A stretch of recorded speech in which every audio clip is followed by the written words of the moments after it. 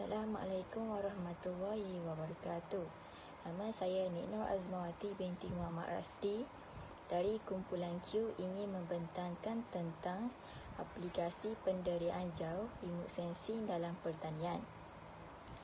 Imej yang dihasilkan oleh sesuatu satelit atau kombinasi imej daripada beberapa satelit dapat digunakan untuk tujuan pengurusan dan pemantauan dalam pelbagai bidang seperti pertanian, perikanan, perhutanan, pembangunan infrastruktur, alam sekitar, biodiversiti, perancangan bandar, pengurusan bencana, sumber asli, marin dan kesihatan.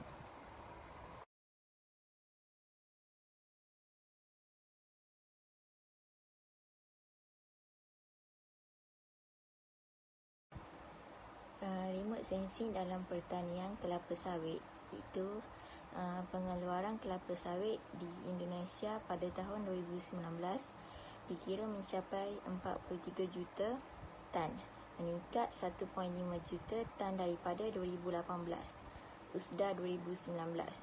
Pengeluaran menyumbang berbanding 56.7% daripada jumlah pengeluaran global. Sebanyak 30 juta tan pengeluaran kelapa sawit Indonesia akan diekspor, sementara selebihnya untuk memenuhi keperluan domestik di negeri. Ekspor kelapa sawit yang tinggi berdasarkan industri yang memerlukan minyak masak sawit dalam bentuk minyak masak sawit mentah, CPO dan inti sawit adalah bahan asas produk. Beberapa produk rumah memerlukan kelapa sawit untuk dibuat, seperti alat kosmetik, sabun, shampoo, mentega, mi segera, coklat dan minyak masak. Data remote sensing seperti data penginderaan jauh yang digunakan adalah citra Landsat 8. Jalur atau baris yang digunakan ialah catatan 121/59 bertarikh 15 Julai 2018 dan 3 Ogos 2019. Citra telah diperbetulkan untuk tahap Tier 1 TI dengan datum WGS 1984 dan set TI telah diperbetulkan geometri LITP dan dikalibrasi sehingga dapat digunakan untuk analisis multi-temporal. Alat kuasa 2 punca minit yang boleh diterima RMSE ialah 12 tolak meter USGS 2019. Maklumat mengenai tutupan tanah diperoleh dengan interpretasi visual. Tafsiran visual dilakukan untuk mendapatkan data yang lebih kompleks dan untuk mengelakkannya salah klasifikasi. Terdapat beberapa kelas penutup tanah yang diperoleh di tafsiran, seperti hutan montana, hutan primer, hutan sekunder, hutan bakau, ketempatan, kebun komuniti, sawah dan penanaman, ladang kelapa sawit muda 3 hingga 9 tahun, ladang kelapa sawit lama 10 hingga 20 tahun, pokok renek atau ladang buka dan awam. Penyelidikan ini mempunyai implikasi untuk perancangan kawasan masa depan, terutamanya dalam memilih lokasi ladang kelapa sawit strategik dengan kesan minimum terhadap alam sekitar.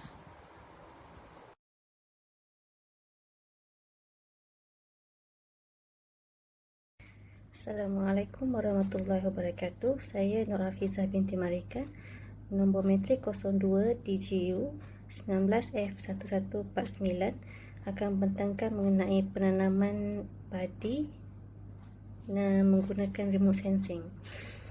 Nasi dan ataupun beras adalah makanan utama bukan sahaja untuk rakyat Malaysia tapi juga bagi kebanyakan negara Asia. Menanam padi dan meningkatkan pengeluaran padi telah menjadi sebahagian daripada strategi pembangunan pertanian utama di Malaysia. Pada masa ini, Malaysia telah mencapai tahap mencukupi dalam pengeluaran beras sekitar 71.7% pada tahun 2013 daripada penggunaan tempatan. Sistem penanaman padi Jabatan Pertanian Malaysia. Antara kegunaan imej satelit dalam bidang pertanian adalah dalam menguruskan dan pemantauan kawasan tanaman padi. imej satelit dapat memberikan gambaran sebenar kawasan tanaman padi dan membolehkan penanaman status penanaman padi itu, iaitu peringkat persediaan tanah, pengairan dan penanaman dan penuaian. Melalui sistem aplikasi secara dalam talian, Jabatan Pertanian dan pihak-pihak berkuasa jelapang padi dapat melaksanakan pemantauan kawasan tanaman padi dengan lebih cepat dan tepat.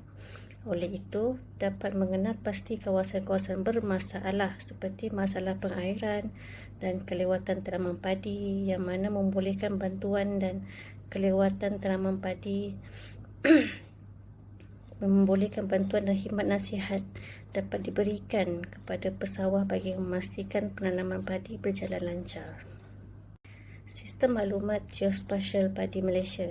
Sistem Maklumat Geospasial Padi bertujuan untuk membantu Jabatan Pertanian Negeri melaksanakan pemantauan aktiviti penanaman padi di kawasan IADA seberang Perak dengan lebih cepat dan berkesan. Sistem ini menggunakan kelebihan teknologi remote sensing dan sistem maklumat geografi iaitu GIS dalam menyediakan maklumat status aktiviti penanaman padi di lapangan yang dikeluarkan setiap 2 minggu sekali. Data yang digunakan dalam sistem ini ialah data satelit Radasat yang berupaya mengumpul maklumat tanaman padi walaupun dalam keadaan cuaca yang diliputi oleh awan serta hujan serta merangkumi kawasan yang luas. Komponen utama sistem ini ialah pangkalan data tanaman padi yang mengandungi maklumat peta bagi setiap lot padi seperti nombor lot, kelas padi dan bukan padi, keluasan terkini, hasil dan maklumat pengusaha. Sekian daripada saya. Seterusnya, pembentaran ini diteruskan oleh Siti Hana Natasha. Sekian, terima kasih.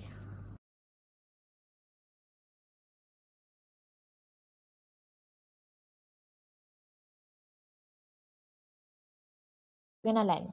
Pembangunan sektor pengeluaran dalam industri getah pada masa ini dikuasai oleh golongan pekebun kecil. Kedudukan pekebun kecil ini kebanyakannya tidak teratur, tidak berdaya maju dan juga tidak berekonomi. Memandangkan negara memerlukan sumbangan sektor huluan dalam bekalan getah mentah dan kayu getah, adalah wajib menggunakan kawasan getah tertumpu dalam zon tanaman yang berpotensi dan berdaya maju. Oleh itu, dicadangkan kawasan-kawasan tertentu di seluruh negara dizonkan sebagai zon getah bagi memantapkan lagi sektor ini. Tujuan zon tanaman getah ada 4. Yang pertama adalah memperuntukkan kawasan pembangunan getah lebih teratur dan fokus, menyediakan bahan getah untuk industri hiliran. Yang ketiga, pembangunan kawasan tanaman getah berasaskan ciri-ciri kesesuaian tanah, topografi, iklim dan juga infrastruktur. Dan yang terakhir adalah